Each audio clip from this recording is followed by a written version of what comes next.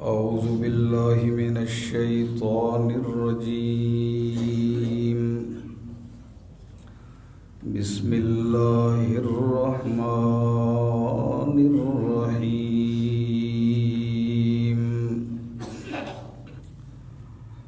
يا أيها الناس اعبدوا ربكم الذي خلقكم والذين من قبلكم لعلكم تتقون.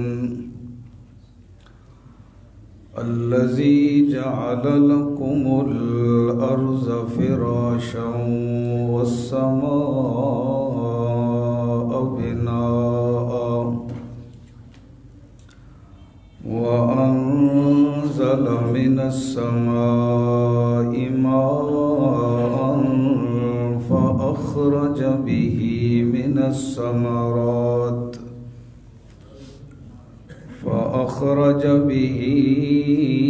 من الثمرات رزقا لكم فلا تجعلوا لله أندادا وأنتم تعلمون. سبحان ربك رب العزة عما يصفون وسلام على المرسلين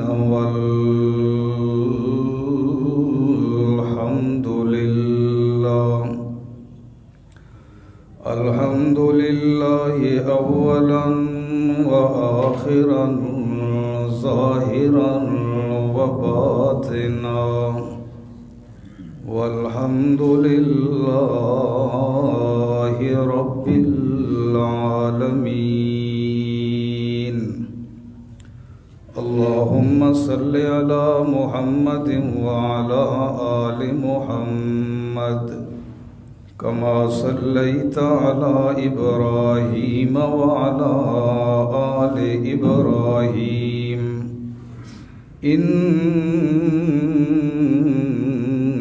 إنك حميد مجيد.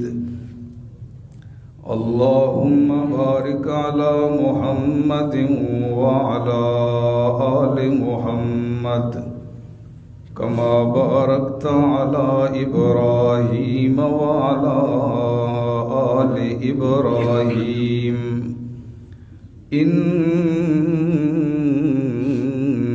إنك حميد مجيد.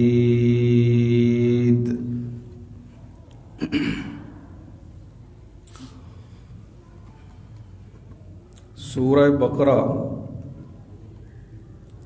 پہلا پارہ آیت نمبر 21 اور 22 آپ کے سامنے تلاوت کی ہے. ان دو آیات مبارکہ کا مفہوم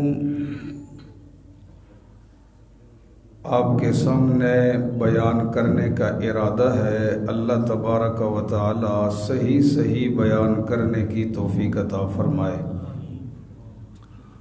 اور اللہ رب العزت ہمیں جو کچھ ہم سنیں اس کے مطابق عمل پیرا ہونے کی توفیق عطا فرمائے. یا ایھا الناس، یہ سورہ بقرہ کا دعویٰ ہے. اللہ رب العزت نے یا ایھا الناس سے خطاب اولاً 3 جماعتوں کو فرمایا اور ثانیاً یعنی دوسرے نمبر پہ اللہ نے ساری کائنات کے انسانوں کو خطاب فرمایا. الناس کا جو لفظ ہے مطلق انسان کے لیے بولا جاتا ہے، اس میں سب انسان شامل ہوتے ہیں، مسلمان، کافر، عربی، اجمی۔ سورہ بقرہ کے اس سے پچھلے حصے میں یا ایھا الناس اعبدوا، اس سے پہلے اللہ تبارک و تعالی نے 3 جماعتوں کا ذکر کیا ہے۔ کتنی جماعتوں کا جی؟ 3 جماعتوں کا اللہ نے ذکر فرمایا ہے۔ پہلی جماعت مومنین، اور دوسری جماعت کفار، اور تیسری جماعت کا جو یہاں ذکر ہوا ہے منافقین۔ یا ایھا الناس، سب سے پہلا جو خطاب ہوگا وہ ان 3 جماعتوں کو تصور ہوگا، مومنین، کفار اور منافقین۔ اللہ کریم نے خطاب کے اندر کیا فرمایا؟ اعبدوا ربکم، اے لوگو بندگی کرو اپنے رب کی۔ اب 3 جماعتوں کا ذکر ہوا ہے، مومنین، کفار، منافقین۔ جب یا ایھا الناس سے خطاب ان تینوں کو ہوگا تو ہر ایک جماعت کو خطاب کرنے کا مقصد الگ الگ ہوگا۔ ہر جماعت کو خطاب کرنے کا مقصد الگ الگ ہوگا۔ جب اللہ خطاب کریں گے مومنین کو، مومنین کی پھر 2 جماعتیں ہیں، کمزور ایمان والے اور پختہ ایمان والے۔ جب اللہ فرمائیں گے یا ایھا الناس اعبدوا، اے ایمان والو بندگی کرو اپنے رب کی، جب کمزور ایمان والوں کو خطاب ہوگا تو اس کا مفہوم یہ بنے گا کہ اے ایمان والو اپنی کمزوریاں دور کر کے صحیح معنوں میں اپنے رب کی عبادت کرو۔ اور جب پکے مومنین کو خطاب ہوگا تو پھر اس کا مفہوم یہ بنے گا کہ اللہ سے اپنی عبادت میں مزید استقامت مانگو۔ یا ایھا الناس اعبدوا، مومنین کو خطاب کرنے کا یہ مفہوم بنے گا۔ اور جب کافروں کو خطاب مقصود ہوگا تو پھر مطلب ہوگا اعبدوا ربکم، بندگی کرو اپنے رب کی، شرک و کفر کو چھوڑ کر خالص موحد بن جاؤ۔ کافروں کو جب خطاب ہوگا یا ایھا الناس اعبدوا، پھر مفہوم کیا بنے گا؟ شرک و کفر کو چھوڑ کر خالصتاً کیا بن جاؤ؟ موحد بن جاؤ۔ اور منافقوں کو جب خطاب ہوگا تو پھر اس کا مفہوم یہ بنے گا کہ نفاق کی بیماری دور کرو اور صحیح معنوں میں اپنے رب کی عبادت کرنے والے بن جاؤ۔ اولاً یہ 3 فرقے، یہ 3 جماعتیں اس میں آئیں۔ ثانیاً پوری انسانیت ہے۔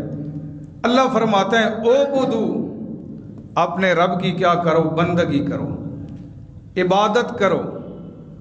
عبادت کس کو کہتے ہیں؟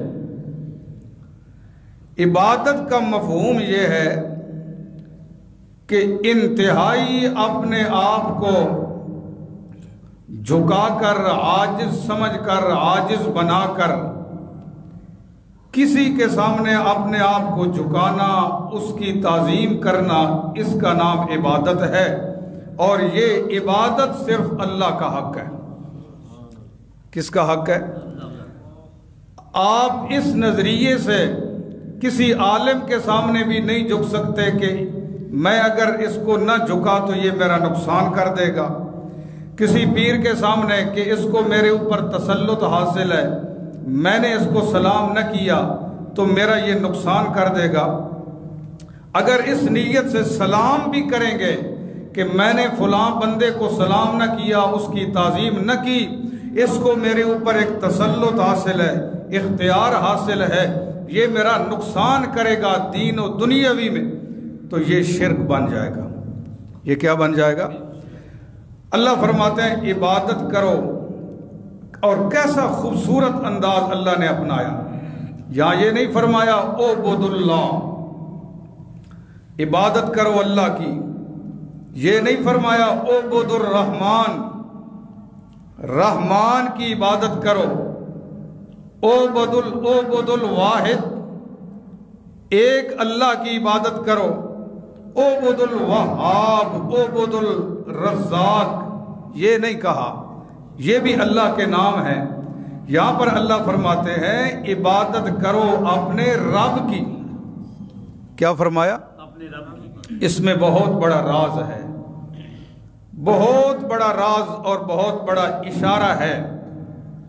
ایک اصطلاح ہے، علماء سمجھیں گے کہ اعبدوا ربکم، یہ ربکم کا لگانا یہ دعویٰ مع دلیل ہے۔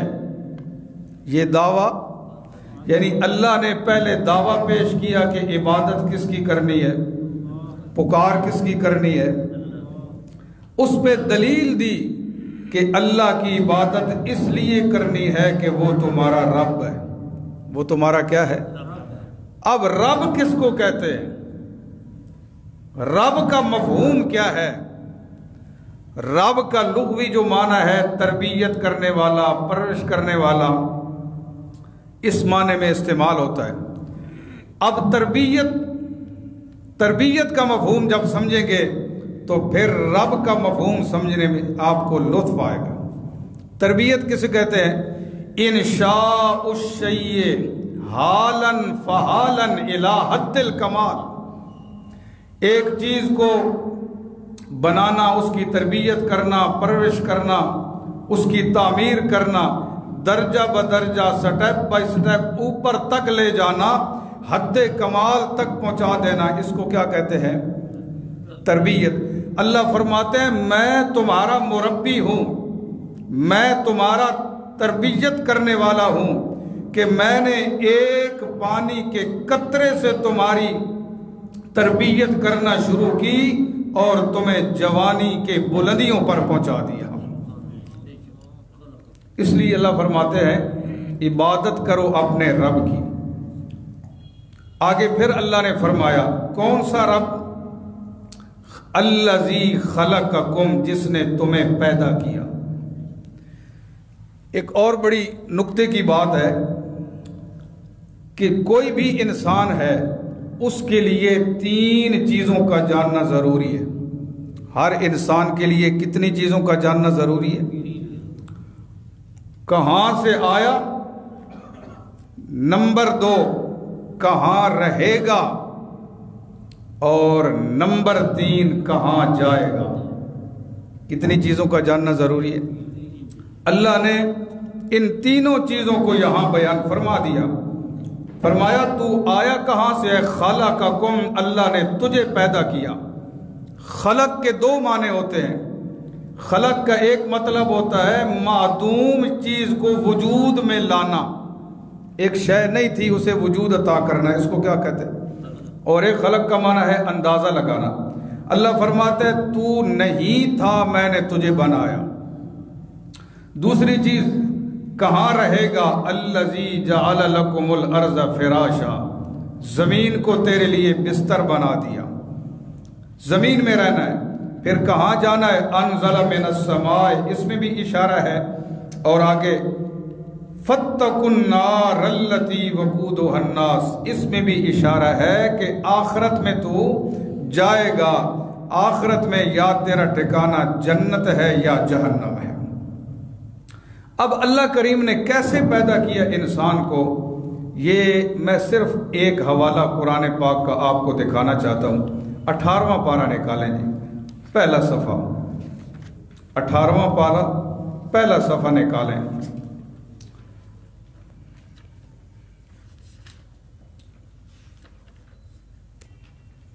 اور آیت نمبر ہے 12، 18واں پارہ سورہ مومنون پہلا صفحہ اور آیت نمبر 12 دیکھ لیے جی۔ اللہ فرماتے ہیں کہ ذرا غور کر انسان، ہم نے تجھے پیدا کیسے کیا ہے۔ فرمایا وَلَقَدْ خَلَقْنَا الْإِنسَانَ مِنْ سُلَالَةٍ مِّن طِينٍ، ہم نے انسان کو بنایا چنی ہوئی مٹی سے بنایا۔ کس سے بنایا؟ چنی ہوئی مٹی کا کیا مطلب ہے؟ اللہ نے مٹی کے خاص ذرات اکٹھے کر کے حضرت آدم کو بنا دیا۔ وَلَقَدْ خَلَقْنَا الْإِنسَانَ مِنْ سُلَالَةٍ مِّن طِينٍ، اور ایک اور بڑی قیمتی بات کہ ہر قیمتی شے زمین سے ہم نکالتے ہیں، سونا زمین سے نکلتا ہے، دیگر معدنیات زمین سے نکلتی ہیں، مٹی کے ساتھ ان کا تعلق ہے۔ ہماری غذا کے جو انتظام ہوتے ہیں وہ بھی مٹی سے ہوتے ہیں۔ اللہ نے انسان کو مٹی سے بنایا، مطلب یہ ہے کہ انسان کے وجود میں سونا بھی ہے، چاندی بھی ہے اور ہر قیمتی چیز ہے انسان کے وجود میں۔ لیکن انسان قیمتی اس وقت بنے گا جب ان سب چیزوں کے علاوہ دل میں عقیدہ توحید آئے گا۔ عقیدہ توحید نہیں پھر ناکارہ ہے۔ اولئک کالانعام بل ہم اضل، جنگل کے درندوں سے بھی بدتر ہے۔ اللہ فرماتے ہیں ہم نے انسان کو بنایا، چنی ہوئی مٹی سے بنایا، ثم جعلناہ نطفۃ فی قرار مکین، پھر ہم نے انسان کو بنایا نطفہ ٹھہرنے کی جگہ۔ انسان کے پیدا ہونے کے دو مادے ہیں، مادہ بعید یعنی دور والا مادہ اور مادہ قریب۔ انسان کا مادہ بعید یہ ہے کہ حضرت آدم علیہ السلام کو مٹی سے بنایا، مادہ بعید دور کا، اور انسان کا مادہ قریب یہ ہے کہ نطفے سے بنایا۔ اللہ کریم نے فرمایا هو الذی یصورکم فی الارحام کیف یشاء، ماں کے رحموں میں وہ اللہ تصویریں بناتا ہے جیسے چاہتا ہے۔ اللہ اکبر۔ آگے اللہ کریم نے فرمایا نطفے کو ہم نے کیا کیا، ثم خلقنا النطفۃ علقہ، ہم نے نطفے کو بنا دیا لوتھڑا جمع ہوا خون، فخلقنا علقۃ مضغہ، ہم نے اس لوتھڑے کو بوٹی بنا دیا، فخلقنا المضغۃ عظاما، پھر بوٹی سے ہڈیوں کو بنایا، فکسونا العظام لحما، پھر ہڈیوں کے اوپر گوشت چڑھا دیا۔ ہڈیوں کے اوپر کیا کر دیا؟ یہ سارے کام کرنے والا کون ہے؟ اللہ فرماتے ہیں تو پھر عبادت کے لائق بھی صرف کون ہے؟ اللہ ہے۔ اللہ کریم نے فرمایا ثم انشأناه خلقا آخر، جب ماں کے پیٹ میں انسان کا وجود مکمل ہو گیا تو ہم نے اپنی پیدا کی ہوئی روح اس میں ڈال دی۔ آگے بڑی خوبصورت بات ہے، فرمایا فتبارک اللہ احسن الخالقین۔ سبحان اللہ۔ یہاں پر ایک میں ربط بتانے لگا ہوں، ذرا اس آیت میں غور کریں۔ اللہ کریم نے فرمایا نطفے کو بنانے والا اللہ، نطفے کو بنانے والا اللہ، پھر نطفے سے لوتھڑا بنانے والا اللہ، پھر لوتھڑے سے بوٹی بنانے والا اللہ، پھر بوٹی سے ہڈیاں بنانے والا اللہ، پھر ہڈیوں کے اوپر گوشت چڑھانے والا اللہ، پھر روح ڈالنے والا اللہ۔ تو فتبارک اللہ، برکت دینے والا بھی صرف اللہ۔ برکات دہندہ صرف کون ہے؟ اللہ ہے۔ آئیے جی سبق پہ۔ اللہ کریم نے فرمایا میری عبادت اس لیے ہے کہ میں اللہ کریم نے تمہیں پیدا کیا، صرف تمہیں پیدا نہیں کیا، والذین من قبلکم، تم سے پہلے لوگوں کو بھی پیدا کیا۔ اللہ عبادت کا مقصد کیا ہوگا، غرض کیا ہے عبادت کی؟ اللہ فرماتے ہیں لعلکم تتقون، مقصد یہ ہے کہ تم پرہیزگار بن جاؤ۔ فائدہ تمہارا ہے، فائدہ تمہارا ہے۔ اللہ اکبر۔ یہ تو مکمل ہوئی آیت نمبر 21۔ اب دوسری آیت میں اللہ کریم نے اپنی 4 نعمتوں کا ذکر فرمایا ہے۔ پہلی آیت میں جسمانی نعمت کا ذکر ہے کہ خلقکم، تجھے پیدا کیا، اور اس آیت میں اللہ نے خارجی نعمتوں کا ذکر فرمایا، اور آخر میں اللہ نے بڑا خوبصورت نتیجہ نکالا ہے۔ دیکھیے ذرا، اللہ فرماتے ہیں الذی جعل لکم الارض فراشا، اس رب کی عبادت کرو جس نے تمہارے نفع کے لیے زمین کو بستر بنا دیا، فراش بنا دیا، فرش بنا دیا۔ پھر آپ کے ذہن میں سوال آئے گا کہ زمین تو گول ہے، زمین کیا ہے؟ گول ہے، اللہ نے اس کو کیا کہہ دیا؟ فراش، بستر، پھیلا ہوا فرش۔ تو وجہ یہ ہے کہ زمین اگرچہ گول ہے لیکن دیکھنے میں زمین ایک ہموار سطح معلوم ہوتی ہے، تو اس لیے اس کو فراش کہہ دیا۔ اور اللہ کریم نے ایسا فرش بنایا، نہ اتنا ٹھوس بنایا کہ ہم اس سے پانی نہ نکال سکیں، تیل نہ نکال سکیں، ٹھوس بھی نہیں بنایا، اتنا نرم بھی نہیں بنایا کہ ہم اس کے اوپر چل ہی نہ سکیں۔ اللہ نے ایسا بنا دیا۔ فرمایا لکم، یہ لام نفع کے لیے ہے، اس رب کی عبادت کرو جس نے تمہارے فائدے کے لیے زمین کو بستر بنایا۔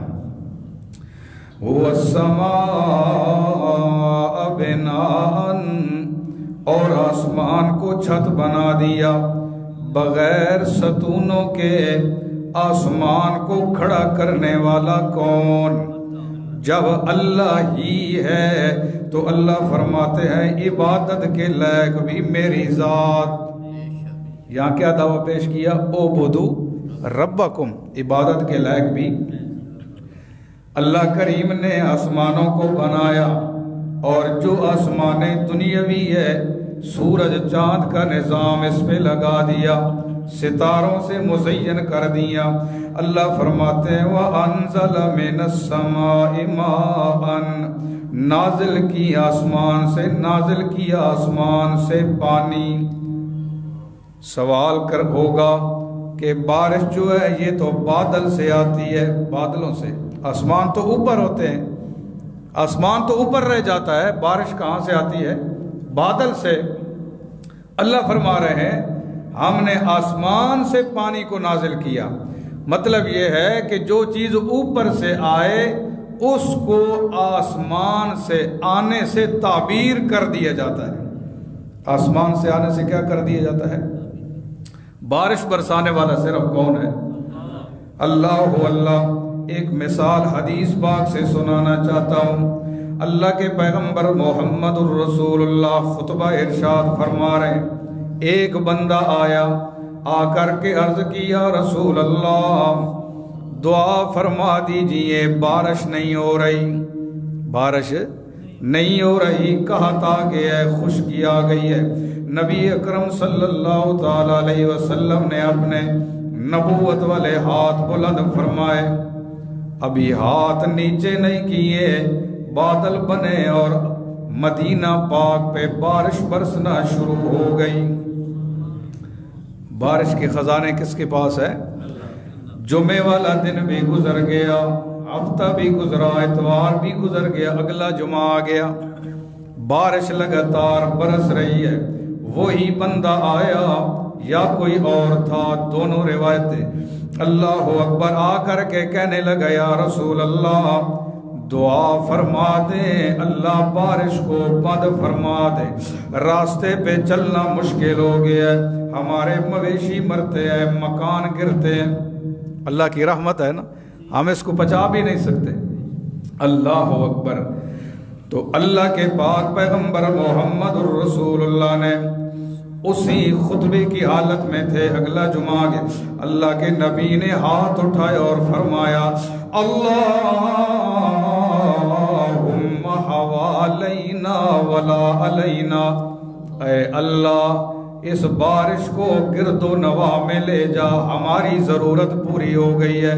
حدیث میں آتا ہے نبی کریم صلی اللہ تعالی علیہ وسلم نے اپنے ہاتھ نیچے نہیں کیے، بادل گئے، بارش گئی، پہاڑوں پہ برسنے لگی، مدینہ کا موسم بالکل صاف ہو گیا، مدینہ ایسے محسوس ہونے لگا جیسا کہ 14ویں کی رات میں چاند نظر آتا ہے، ادھر ادھر اندھیرا لیکن چاند چمک رہا ہوتا ہے۔ تو بارش کے خزانے کس کے پاس ہیں؟ اور بارش کا صحیح جو وقت ہے وہ بھی جاننے والا صرف کون ہے؟ جو آج بتایا جاتا ہے نا، یہ قرآن کے منافی نہیں ہے، امکان بتایا جاتا ہے آثار سے، اسباب سے۔ بارش کا صحیح علم صرف کس کے پاس ہے؟ اللہ کے پاس ہے۔ اللہ فرماتے ہیں آسمان سے بارش اتار کے کیا کیا؟ فَأَخْرَجَ بِهِ مِنَ الثَّمَرَاتِ رِزْقًا لَكُمْ، اس بارش کے ذریعے تمہارے لیے پھل نکالے جو تمہارے لیے رزق ہیں۔ اللہ تعالیٰ آسمان سے بارش نازل فرماتے ہیں۔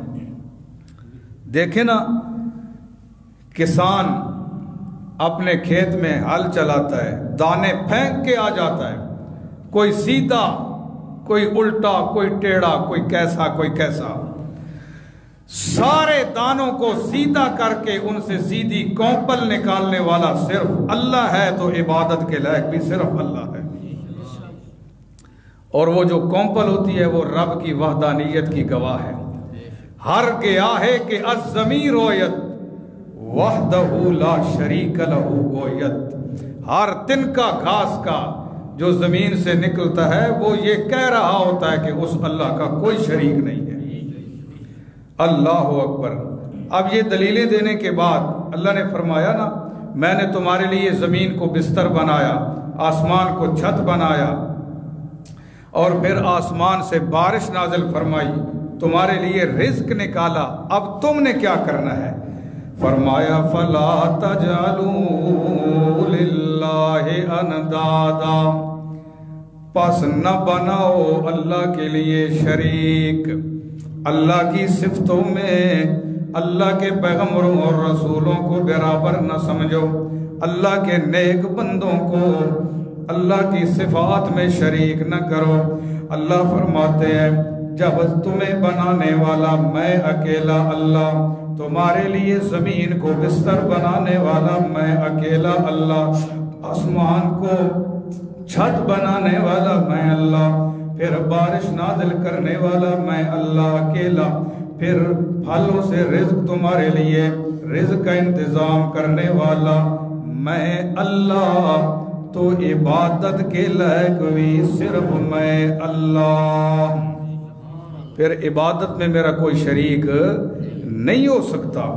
فلا تجعلوا للہ اندادا، اللہ کے ساتھ شریک بناؤ گے تو یہ شرک کتنا بڑا گناہ ہے۔ اللہ فرماتے ہیں مشرک جو ہے اگر حالت شرک میں دنیا سے چلا گیا، انہو من یشرک باللہ فقد حرم اللہ علیہ الجنہ، اللہ فرماتے ہیں جس کی شرک پہ موت آ گئی ہے اس پہ جنت حرام ہے، جنت حرام ہے، جہنم واجب ہے۔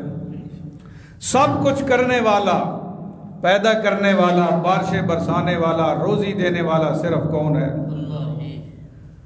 خطیب اسلام سید عنایت اللہ شاہ صاحب بخاری رحمۃ اللہ تعالی علیہ، ان کا ایک جملہ مجھے یاد آ گیا۔ وہ فرمایا کرتے تھے اپنی خطاب میں، جو مشرک ہے نا ان کی دو قسمیں ہیں، اپر کلاس، یہ شاہ جی کے الفاظ ہوتے تھے، اپر کلاس اور لوئر کلاس۔ جو اپر کلاس کے مشرک ہیں وہ کہتے ہیں کہ سب کچھ کرنے والے اللہ کے رسول، ولی، نیک لوگ ہیں۔ اللہ نے قرآن میں ان کی بھی نفی فرمائی، فرمایا ما کان لہم الخیرہ، مختار کل صرف کون ہے؟ جو ان سے دوسرے نمبر کے مشرک، وہ کیا کہتے ہیں؟ مکہ والے بھی تھے اور بعد میں بھی، وہ کہتے ہیں کہ ہم اللہ کے رسولوں، نبیوں کو کہہ دیتے ہیں، ہمارا کام ان کو کہنا ہے، ہماری بات اللہ تک پہنچانا ان کا کام ہے۔ اللہ نے قرآن میں ان کی بھی نفی فرمائی، فرمایا یہ تو مشرکین کا عقیدہ تھا، ہؤلاء شفعاؤنا عند اللہ، کہ یہ اللہ کو زور سے منوائیں گے۔ اللہ فرماتے ہیں مجھے زور سے کوئی نہیں منوا سکتا۔ شفاعت قہری کی نفی کی ہے قرآن میں۔ اللہ فرماتے ہیں میرے اوپر زور کسی کا نہیں چلتا، ہاں سفارش وہ کرے گا جس کو میں اللہ اجازت عطا فرماؤں گا۔ حافظ قرآن سفارش کرے گا۔ وہ والدین خوش نصیب ہیں جن کے چھوٹے بچے بلوغت سے پہلے فوت ہوتے ہیں، وہ دن قیامت کے اپنے ماں باپ کے حق میں سفارش کریں گے۔ عالم سفارش کرے گا، مجاہد سفارش کرے گا، اور سب سے بڑی جو سفارش شفاعت ہوگی، شفاعت کبریٰ، وہ کریں گے محمد الرسول اللہ صلی اللہ تعالی علیہ وسلم۔ اللہ ہمیں نصیب فرمائے۔ تو اللہ فرماتے ہیں میں اللہ کے ساتھ شریک نہ بناؤ، وَأَنْتُمْ تَعْلَمُونَ، تم جانتے بھی ہو۔ کیا جانتے ہو؟ تمہیں پتہ ہے کہ پیدا کرنے والا تمہیں میں اللہ ہوں، زمین اور آسمان کے نظام کو چلانے والا میں اللہ ہوں، تمہارے لیے رزق کے انتظامات کرنے والا میں اللہ ہوں۔ اس بات کو جاننے کے باوجود میرے ساتھ شرک کیوں کرتے ہو؟ اللہ اکبر۔ اب ان آیات کا ترجمہ سن لیں جی، توجہ کریں۔ فرمایا یا ایھا الناس، اے لوگو، اعبدوا ربکم، پکار کرو اپنے رب کی، وہ رب خلقکم، جس نے تم کو پیدا کیا، والذین، اور ان لوگوں کو بھی پیدا کیا، من قبلکم، جو تم سے پہلے تھے، لعلکم تتقون، تاکہ تم متقی بن جاؤ۔